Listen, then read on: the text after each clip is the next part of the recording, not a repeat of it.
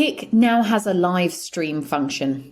How the live stream feature works is it's very similar to another app called Bigo, B-I-G-O, which allows users to interact with a large audience from anywhere around the world. KIK is definitely an app that we don't encourage children or young people to use. Why? Well, you have the ability to be anonymous, the ability to be undetected. An account is created by using a username or an email address. And quite often these types of platforms are used by predators to be able to groom and exploit children. In terms of the live streaming function, there will be tons of other streamers in one single place.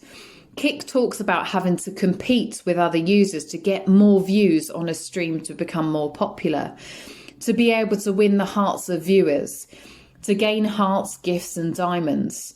In order to do so, it talks about having a good profile picture, in addition to write an eye-catching description of a stream and title.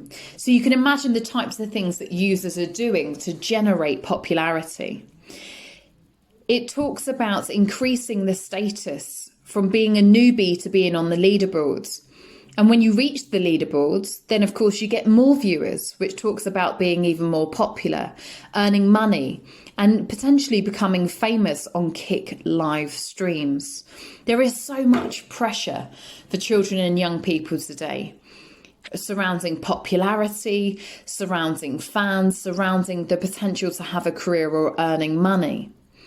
However, KIK does talk about the fact that there are rules in terms of its live streaming. It talks about the fact that users can't use nudity or pornography in a stream. They're not allowed to use hate speech or bullying. If a user finds streaming illegal activity, then KIK will ban that account. The streams can't contain minors. Any underage users are not allowed to stream on KIK. In order to be able to stream, you have to have a KIK account. And it talks about good profile pictures again. Once you've created an account, you'll be able to start an online stream, a video on KIK. And it talks about that it's even better if you have followers or friends on KIK too. What we have to bear in mind is there's no such thing as an online internet friends whenever we talk to children and young people. It talks about the fact that when we start to stream on KIK, other people can also request to join the online stream. And they can even send gifts whilst you are streaming. It talks about challenging other streamers to increase popularity. Let's face it, most risks taken online come back to self-affirmation.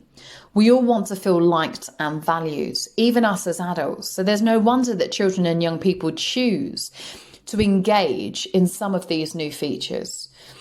But KIK in itself isn't a place that we like children to be, because of the ability, as we've said, to be anonymous, added with the fact that it's encrypted like a number of other services. As we've seen, there are a number of predators who have used KIK to be able to groom and exploit. So by adding this new feature of live streaming is another added risk.